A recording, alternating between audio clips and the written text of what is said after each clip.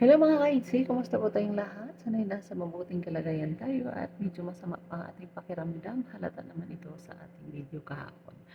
At pag-usapan muna natin ang paghawak ni Kalingap Ido sa pisngi ni Beyonce. Ayan.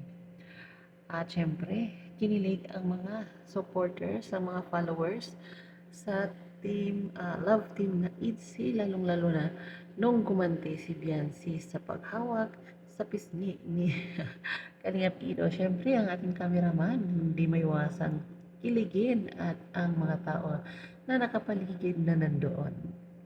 Nahagip din sa kamera si Lolo. Ayan, kinilig. Aba, sino ba naman ang hindi kikiligin sa dalawang ito? So, ayun nga po sa basbas. So, ayun nga po pwede na bang ligawan? Pwede na palang ligawan si Beyonce at si Carla.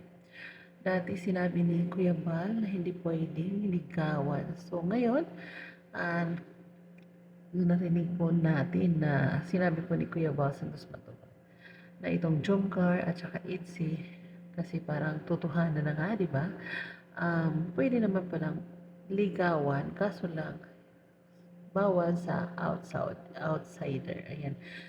Pagkalingap member lang, pagkalingap sila lang, ayan, pwedeng ligawan. Kumbaga, yung love team nila, ipagpatuloy na lang nila yan, pwede. Pero pag magpaligaw sa iba, hindi. At syempre, nandun pa rin ang priority na kailangang tapusin ang kanilang pag-aaral. So hanggang sa muli, thank you so much for watching. Please support Kuya Bao, Santos Matubang, Ate Edna, Kalingap Rob, Kalingap Ido at sa lahat ng team Kalingap. Thank you and God bless. Bye!